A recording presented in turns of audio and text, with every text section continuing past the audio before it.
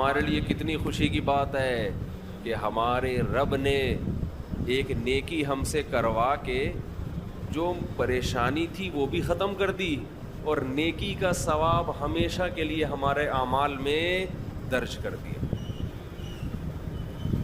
جب انسان گناہ کرتا ہے تھوڑی دیر کی لذت حاصل ہوتی ہے، یہ لذت تھوڑی دیر بعد ختم، اور نحوست اور گناہ اور اس کا عذاب آپ کے اعمال میں ہمیشہ کے لیے لکھ دیا گیا۔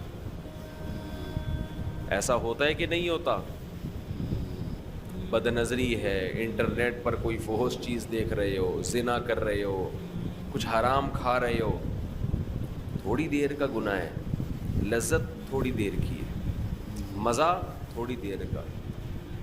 کوئی گناہ ایسا نہیں ہے جس میں ہمیشہ کا مزہ ہو۔